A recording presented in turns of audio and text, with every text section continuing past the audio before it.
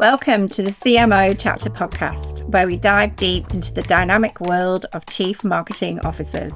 Join us as we explore the careers, insights, and strategies of top marketing executives who shape the brands we know and love. Whether you're a seasoned marketer, aspiring CMO, or simply just curious to understand what it really takes to step into the shoes of a CMO. This podcast is your backstage pass to discovering what it's like to really lead and innovate in the ever-evolving landscape of business. Stay tuned as we uncover the stories of the visionaries behind the brand. I am absolutely delighted to be hosting the fabulous Alicia Rieniets. Welcome to the CMO Chapters podcast. Thank you so much, Lucy. What a great honor it is to be part of this incredible thing that you do. It's a beautiful gift that you give our marketing community just by putting people in front of them to listen and learn. So, gosh, I feel privileged. Oh, well, we're all very privileged to get to listen to you today as well. So thank you so much for coming on. I really appreciate it. Alicia, we're going to kick things off. So firstly, can you give us a bit of a quick intro, who you are, bit of background, what you're about? Yeah. Thanks, Lucy. Look, I've spent 20 years in marketing and digital leadership roles across lots of big brands. So I've been so fortunate to do so many different things, from Ford to Australia Post to UniSuper, Bupa. But I think if I really boil down what do each of these roles have in common, they all have a really different challenge, but a really, really similar brief.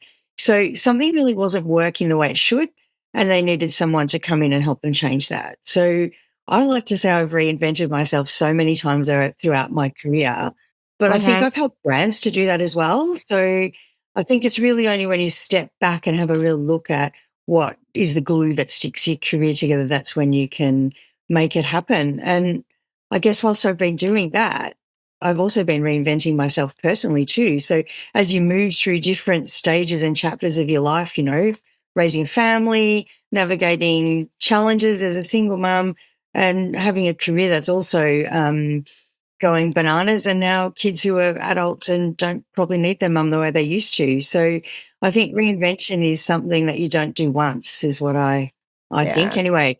It's something that you have to do over and over again. And that perspective really shapes how I think about growth and leadership today. Well, I think you've nailed it. You're doing an amazing job. If I could describe you, I'd say you're like the corporate queen Madonna. Or, Madonna's always painting herself. Goodness. I'm a bit of a corporate version. Oh, you're sweet. I'm keeping that one. There you go. You can use that analogy. So I'm going to kick things off. So I look back at your career and we're going to go right to the beginning. So you started off initially, as you said earlier, you've worked in lots of different industries. So you started off at NAB initially, and then you went to ANZ. So I think nowadays, when I certainly look back at certain junior marketers who are starting their career, I say to anyone, gosh, if you're in that, space where you get to really work in an enterprise environment, that is just a massive learning environment. Can you tell me a little bit about what that was like early on? Oh, look, what a great place to start. NAB was such a brilliant way to learn the basics of how do you survive in corporate life. So I still to this day am so close to the leader that I worked with there. And for those who probably don't know who I am, I'm older than Google. So we've been friends for a long time. So when I joined NAB, it was for a 6-week contract, if you could believe that. And I think 3 years later I left. So it was such a brilliant time to be alive. And if I think about, that was the time when banner ads were first starting, emails were first starting, and we were trying to encourage customers to bank in different ways. So internet banking, telephone banking. So that reinvention was really what I was part of, and life events guides, and how does a brand show up to support a person throughout their whole life. So I'm still so close to a lot of those people that I worked with at NAB. So it was a really brilliant place to start, and learning how to work with a stakeholder, learning how to write a really great brief, learning phenomenal proofreading, reading back, reading full stop so you don't make mistakes. So it was a really great grounding in how do you get started, and a brilliant place to learn. Yeah. And I can imagine as well from a network perspective, as you said, there'll be so many relationships from back even then, you keep in touch, you've all kind of grown to a degree, I can imagine, the same pace. I think it's important for everybody to realize as you're going through your career, keeping in touch with the people who you've enjoyed working with, they fill your cup and they remind you about what you loved about working there. Mhm. Yeah, 100%. So another little observation that I had when I was doing my research, of course, and really looking at who you are and your background, your fabulous career. Yeah, you've worked in a lot of different categories. You have. We touched on it earlier. You've done banking. I think you did over 10 years at Census. You were at Ford, heading up marketing, Australia Post, even UniSuper, GM at Bupa. Big roles, Yeah. and also lots of different sort of category product experience as well to some degree. Nowadays, I find to do that and to transition in lots of different, industries is getting, I think, harder for many. I mean, I know times, are changing, but how did you, I guess, navigate that? Was it building on your network, or were you just really great at pitching yourself to be able to take some of those roles in different niche industries? Look, that's a really good question. I have maintained a great network of people who I've worked with. So I think that always helps. And it helps you to get your application read, just keep up the networking. But I think if I really think about it, it's the way I've sold myself as to really be able to help those brands to change in some way, shape, or form. So there's patterns that you see over and over again. So I think people don't struggle to reinvent themselves because they don't lack ideas. They struggle because they can't let go of what they're really comfortable working in, if that makes sense. Yeah. So I think whenever I've entered a role, that's what I've sold myself as. So those skills are so transferable, right? So if you really start to think about the patterns that you see over and over again, people optimize rather than rethink. So when something is really sort of slowing down, their default reaction is kind of to do more campaigns, more channels, more spend, more. But I think the model itself isn't working. You've got to actually step back and fix the problem. So I Yeah. think that's the way I've sold myself, if that makes sense. And I guess I do that quick check to myself. Where are you adding effort instead of stepping back and really asking, is the approach right? And I think I've been fortunate that the roles that I've entered have been at that crux where that's what they're looking for as a Yeah. person. So, and as a leader to come in and help them do something differently. And then I really encourage all the teams that I come to think about, what are you holding on to that you've built your success on? And that can be a really big one, right? So every leader or every team is really known for their superpower, whether it's a strategy or a channel or a way of working. And at some point, that thing stops being an advantage and you have to work harder to get it to move, right? So being always prepared to don't keep reinvesting in it, even when the results are telling you that something shifted. So asking yourself, and it's a great one to use in interviews, if you were starting again today, what would you build the same way? It's a great closing question. Yeah. Would you build it the same way? Would you do it differently? And that, I think, as you're entering interviews, is a really good way for people to think, gosh, this person's really here to think about whether we're doing the right thing and the smart thing. And I guess a famous thing that anyone who's worked for me before, progress over perfection. So that's where reinvention dies if you wait for something to be really, really perfect. So market yourself on that you're prepared to be brave enough that, you understand that reinvention is what's needed, but it's not always linear process. So test, Yeah. learn, adjust. Organizations that are moving are the ones that are really prepared to act like that. And they don't necessarily have the most perfect strategy decks. They're the ones in the trenches really trying things. So instead of saying, well, what's a perfect plan? I sort of always say to myself, well, what's the next best thing we can test?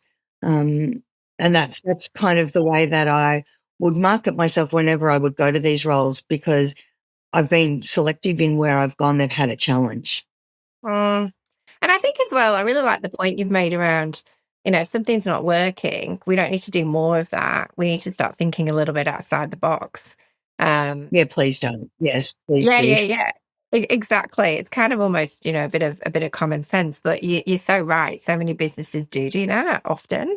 I heard a quote the other day actually on another podcast. Emma Greed, who I don't know if you've heard of her, she's like the founder, incredible Yep. individual. And she was saying one piece of business advice she got was that she never ever took was stay in your own lane. She went, I've never stayed in my own lane. I've always stayed outside of my lane. And that's what's worked for me. And I'm like, God, I bloody love that. Great. It's really good. If you can do that but be authentically you, that's a really powerful place Yeah, to play. 100%. So a topic that we spoke about that I think, we're going to unpack a little bit and I want to get your thoughts on it is reinvention without revenue is just rebranding. And this was very much a line that you shared with me. And I thought, oh, that really resonates. And I wanted to ask, when we say that, what does that mean to you? Oh, it's such a good question, isn't it? So I think anyone in a leadership role right now, if you're not connecting commerciality to what you're doing and what you're reinventing, you're going to really struggle. So I think I can probably answer it with a couple of examples from my career, which to me paints it well. Bupa is one of them. So they needed to reinvent their dental business. So after COVID, people were really slow to come back to the dentists. And so therefore the business wasn't really making a lot of money. So this reinvention really had to have, it was more than a rebrand. It was actually changing to make things commercial. So when you step into that, you've got to really think about that, but think about it differently. So if I unpack what I said before, I did bring different thinking to the business. And instead of doing more marketing, I started to think about, well, what's the actual problem that we're trying to solve? The problem is that people are not coming in. Well, who do that really, really well? Well, the retailers do. So Mhm. what became very, very quickly obvious was instead of acting like a service business, we needed to act like retail marketing. So Mm. that retail marketing lens over the top of it just grounded it in commerciality. So what I tested was price. So if price is the thing that is stopping you and stopping people from coming to the dentist, wrap it around the way you package up the extras. 3 scale and cleans, 2 of them a year within your Mm. legal limits or your daily limits, as the legals would want me to say. That changed behaviour. People started coming in more. That was one less barrier to coming in. So if you're coming in more regularly, there was more people in the chair or more gums on seats was, I think, the line we used for ourselves. I Everything love it. else then followed. We improved profitability, we improved customer satisfaction, people were talking about the brand. But Mm. probably one of the surprising things was that people actually felt that they were getting better value from their health insurance. So Well, that's a really great example that I can think of from my yeah. career. It was more than it just sort of really changed behavior and add commerciality to the business. Yeah, and I mean, that's Yeah. a magic formula, isn't it? If you can change the way that people perceive and think and act, I mean, my gosh, like you've got the market by storm there. You know? Yeah, I'll be honest, it wasn't easy. So, No. getting a business who was an insurance-based business to think about service instead of thinking about service to think like a retailer, it changed the game, but we had work to do. How did you influence internally on that? Because I mean, Beep is a big ship. And you're going to have a lot of mixed opinions, people that have been with the business for a long, long time versus ones that perhaps are, a lot more big advocates for change. That Mm. can be sometimes, I think, as a leader, the toughest job to sometimes do.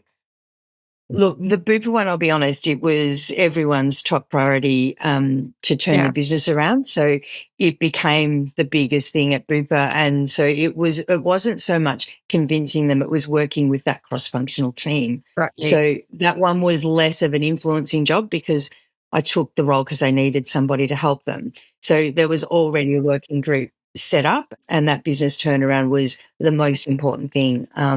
So there was lots of eyes on it. So there was lots of pressure. So that one was more about convincing the board and the CEO and the Um, APAC board that we were actually seeing green shoots. So that was more like playing a newsroom style. So it wasn't influencing to get the change to happen. It was influencing that the business was turning around. So I think that we spent a lot of time doing that. We had a really important leadership group that sat across the different channels of the project, and we could all speak confidently to everyone's channel. And I think that was probably one of the highest performing leadership teams I've ever worked in. So, that part was more spreading the good news and keeping Yeah. everyone on track to deliver. Yeah, love it. Love it. Well, I feel when we talk about reinvention, when we were discussing that, for me, I guess as a recruiter, I speak to a lot of different, leaders across the board. Feel that leaders broadly nowadays are reinventing themselves now more than ever. And, I mean, it's Yeah. like we're all almost, we're just constantly changing, constantly. And it's actually exhausting, I think, for many. Why do you think that is? Oh, I think it's a little bit uncomfortable, right? But I think as a leader, if you're not helping, and I think when people feel a little bit uncomfortable, they're a little bit resistant. So I think in reality, you have to get good at this, but reinvention really starts with you. So if you can't reinvent yourself, you can't reinvent a business. So I think that's really where I would go internal first. How are you going to lead through this change? Yeah. Because if you're not, you're in a bit of strife. So, and I think that's when leaders get a bit stuck, not because they don't understand what needs to change. They're kind of still attached to the way they did it and what made them successful in the first place. So that strategy that you've built your reputation on, you have to actually be brave enough to put it down and lean on it when you need to. But this is an identity problem. So I think that's what really changes for me. So in reality, you'll see it time and time again. Leaders are asking their teams to really think differently, but maybe they're being measured in the same way. Yeah. So if you talk about, if you talk about innovation, but you're rewarding safe decisions, wanting new outcomes, but still doing the same old thing, it just, that's that tension that kills reinvention. Yeah. Yeah. So I guess when I think about it as a leader, I've got this 3-step process that I always come back to when you're leading teams or stakeholders or people through change to try and help myself, but also help them, is to create clarity, right? First thing you need to do. People don't resist change, they resist confusion. So I think people often think, I'm not good at change. It's like, I don't know, I think you would be if you were really clear. So if your team and yourself don't understand what's changing, why it matters, what success looks like, and their role in it, they're going to default back to what they know. So I think your job is to really make that shift really, really clear for them. So it's not that we're doing things differently, but how we need to think differently, you know what I mean? So it's not just the doing, but it's the thinking. So creating clarity is the first thing.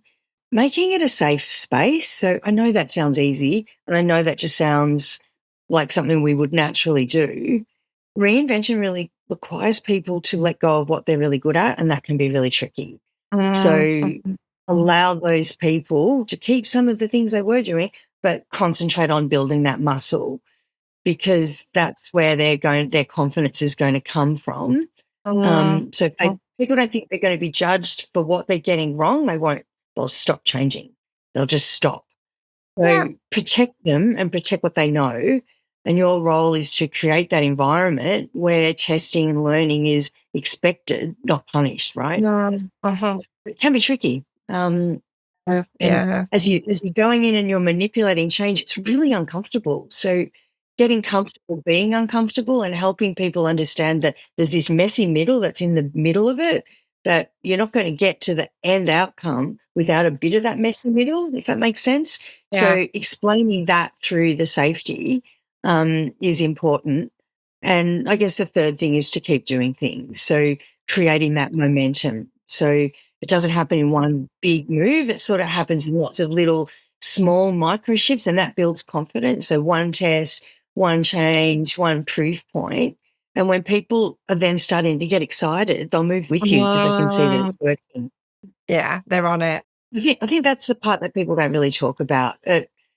really means changing who you are first, and changing how you show up. So your Yeah. values don't change at all, but the way you apply them needs to change. At every stage of your career, you need to do it, right? It requires a different version of you. Yeah, absolutely. Keep looking for what's the next best action for you in your career. What's the next best Mhm. action for the brand you're working on, the product you're developing? Yeah, I think that's for me important. I think it's really interesting because I know I have a lot of conversations with various leaders, CMOs, etc. And there's a bit of a theme that some people say, we're in a marketing crisis, we're in a sea of sameness, even the ones that perhaps are looking even for work at the moment or say, I get really annoyed because I look at these ads and it's like, think outside the box thinking, innovation, we're looking to challenge the norm, we're a disruptor, but actually being hiring someone from a direct competitor and we're in this real risk averse culture, which is Yeah. it's tough because it's like, well, you're saying one thing, but actually we're just regurgitating the same stuff because you probably just hired somebody from a direct competitor. Oh, yeah, it's happening. And I think if I was hiring for my team now, I'd be looking for people who were really great at making change happen because Yeah. everybody will be reinventing themselves. And rather than just taking the same, really have somebody that's going to challenge the way that you're thinking. Because I think all those marketing teams are sitting on AI projects, right? Yeah. So I'm sure everyone is, right? But I think then that's speeding up the pace. So reinvention used to happen in moments and now it's just happening constantly. So there's fatigue out there. So it's easier to go and hire from a competitor because that's easy, right? But AI is just accelerating everything Mm. that we're doing. So I think anyone that's in marketing that's sitting on a working group right now, for me, it's thinking about how your brand is showing up. So yes, everyone's talking about processes and making things easier, data easier, real time customer segmentation. The search engines are actually now answer engines. So people Yeah. aren't browsing the same way and our customers aren't behaving the same way. So my challenge to any marketing person that is sitting there in those working groups, you're not supporting just from a functional point of view, but you've got to be throwing the brand in there. You've got to start to think about how your brand's being represented, how consistent your story is. Are you credible enough to be trusted? I mean, these are all the things that AI are looking at rather than Mm. Google just Uh-huh. spitting something out. They're typing in what's the most trusted brand for health insurance. They're going to look everywhere. And as a marketer and a brand person sitting in those working groups, I think you've really got to be challenging all of those things rather than just sitting there. Think about how your brand's being represented. How consistent are you across where everything AI is pulling from? So if you've got grumbly, unhappy customers in Google reviews, jump in there and make sure you've got teams actually responding to Yeah. that so you can turn the sentiment around because that could be one thing that's stopping a chat GPT from pulling you in ahead of one of your competitors. So, are we trusted enough to be recommended? Uh-huh. Because for me, AI is not just a technology shift, it's a trust shift. Yeah. And marketing really needs to lead in on that. So if your AI strategy doesn't include how you brand earn trust, then I would say it's incomplete. Yeah. Do you think, and I'm just curious to get your thoughts because I do see you as a bit of a brand guru of all Oh, things brand. that's kind. Thank you. um, but conversations that I've had in the past, there's this sort of common theme that keeps coming back, which is we've lost the brand narrative. For Yeah. a long time now, we've all been jumping at the low hanging fruit. Everyone's gone, oh yeah, performance marketing, bang, bang, bang, bang, bang. So, we've been hiring performance marketers left, right, and center.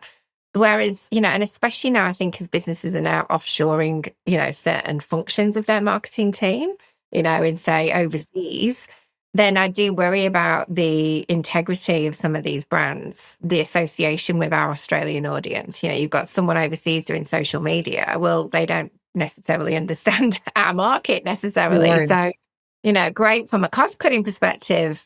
But then the longer picture we'll find out further down the track is that it's actually going to hurt. I'd love to get your thoughts on that. Oh, I feel pretty passionately about this one, Lucy. And don't get me wrong, I'm a performance marketer, brand marketer. I can do and love all of it, but it's Yeah. got to work together.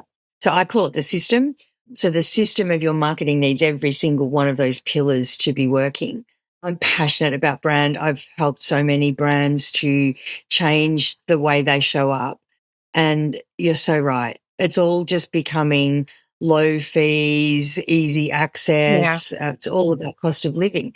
But the brands who have really got trust and the brands that are showing up, being really, really consistent, it's important not only because AI is going to judge you like that, your customers are going to judge you like that. So you have to be so careful with the way you show up as a brand in market. So be consistent, never lose who you are, because that's when trust goes. That's when customers start to think, well, you're not where you need to be, and keep an eye on that. So make sure you've got your social listening for how are people talking about our brand, because if Mm. that's the first canary in the mine.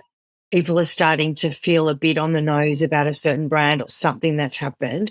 If that narrative keeps going, it's like a ball that's rolling down a hill. You Mm. have to get in there and you have to lean into it. And if you have to just go back to who you truly are at your core, I think that's so important for businesses and marketing leaders to be that yin and yang of making sure Yeah. you've got enough performance and commerciality that we talked about, but your brand is a big part of that as well. Yeah. Look, absolutely. Absolutely. I'd love to get your thoughts as well in terms of, if someone is listening to this podcast right now and they're thinking, you know what, I'm in a position right now where I need to really start reinventing myself. Where would they even begin? Mm. If you were in their shoes and Oh, like taking a new role, or where do you start? Like it's a hard one to sort of tackle. Oh, you know what? It's not as hard as you think. Okay. Um, and I think people just need to get started, right? So you've got to free up some bandwidth to do it though, right? So you have to put one thing down because you can't just keep adding to the backpack because you'll end up hurting your back, right? So Yeah. you have to really commit to what is the one thing that you're going to stop in order to give yourself the bandwidth to change something. So I think you have to be brave enough to do that. And I think that's something that people, because it is going to start with you, you've got to start to lean in on that.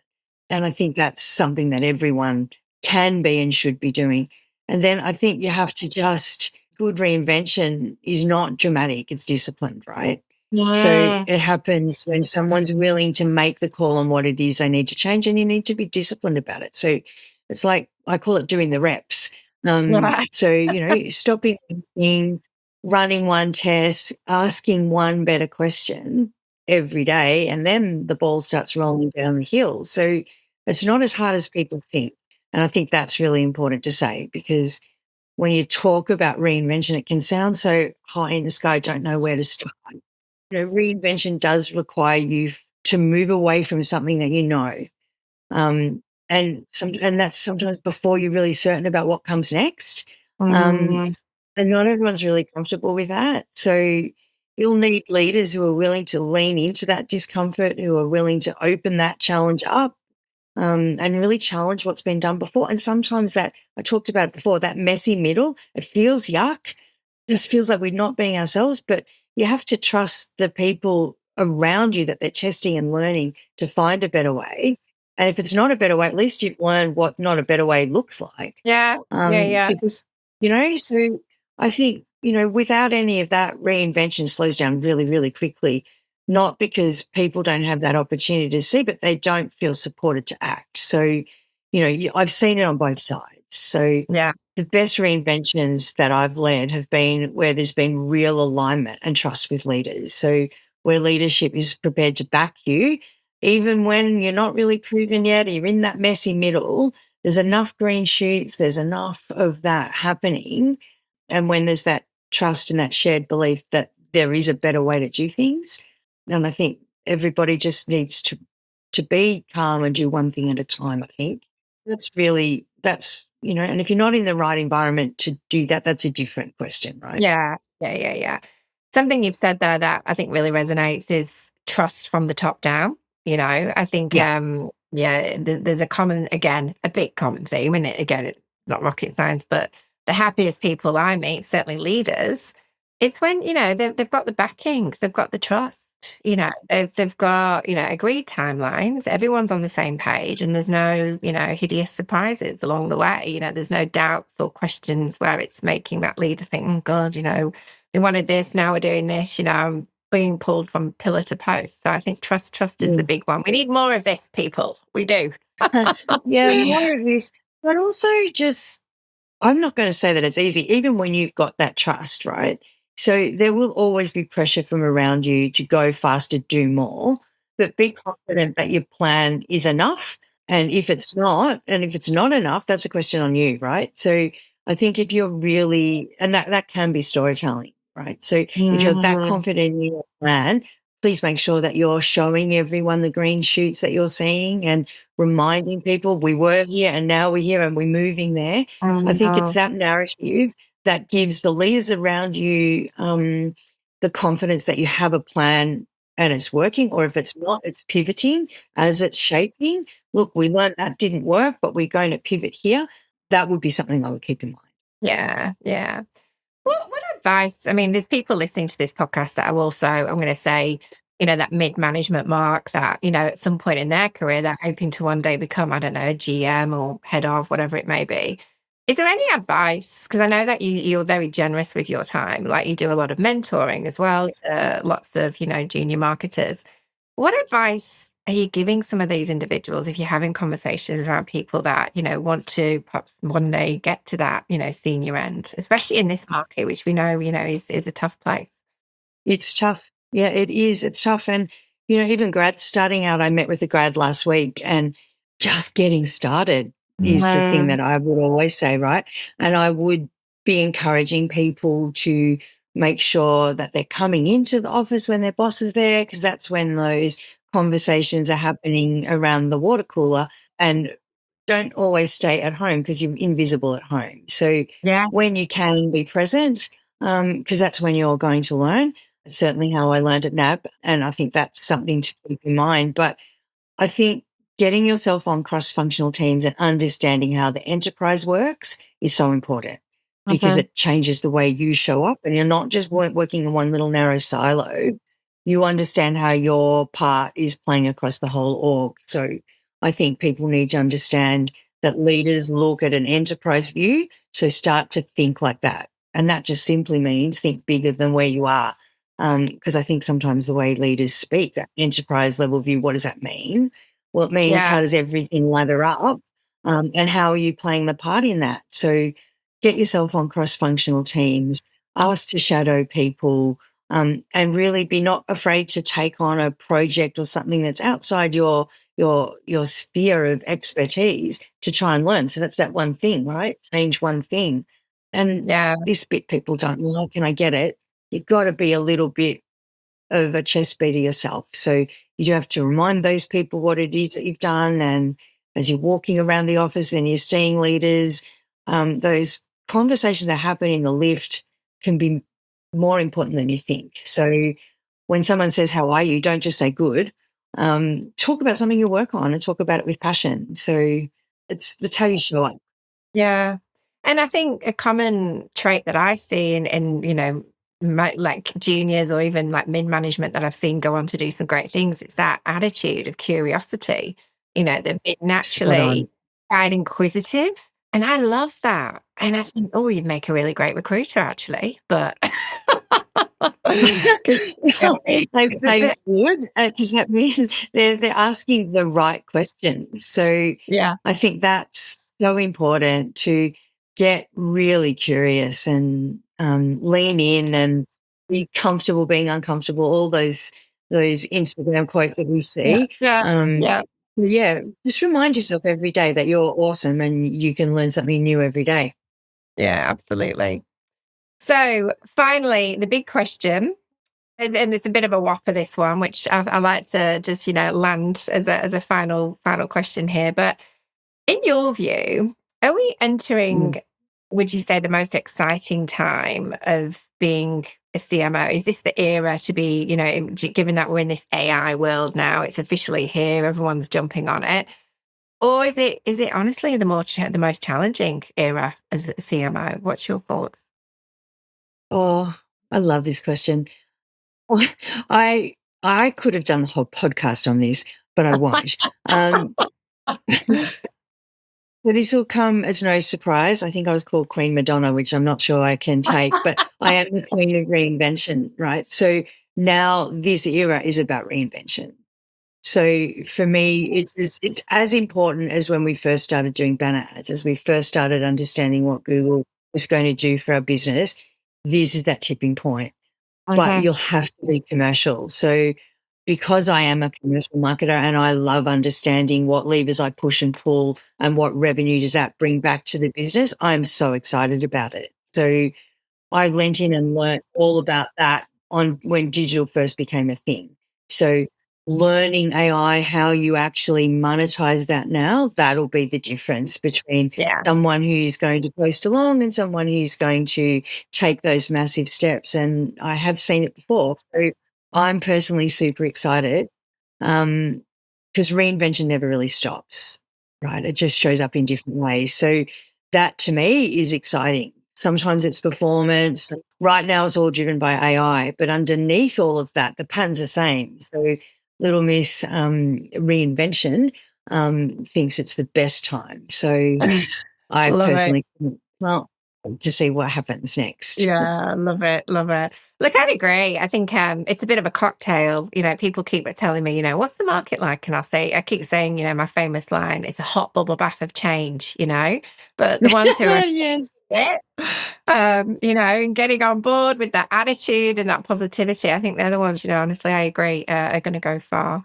Well, look, Alicia, it's been absolutely wonderful having you on the podcast. Thank you so much for your time. I've Thanks, really Lucy. enjoyed it. We could easily just chat for, I reckon, like the whole entire day, just on so much. There's so much I've got no Well, doubt. we definitely could. It's been a pleasure, and I'm hoping that the listeners listening along got something out of it as well. It's always a lovely time when I talk to you. So, and one of my favourite topics. So, how could I be Oh, anything but happy? love it, love it. Well, look, thank you so much. Remember, the road to CMO isn't always linear. It's filled with challenges, decisions, and moments of transformation. Whether you're charting your course or navigating a career shift, the experiences, wisdom shared today, as with our guests, is invaluable. Thank you for joining us. Keep dreaming big, keep pushing boundaries, and remember that your journey towards becoming a CMO is as much about the destination as it is about the growth you experience along the way. Until next time, continue to innovate, evolve, and carve out your path to CMO.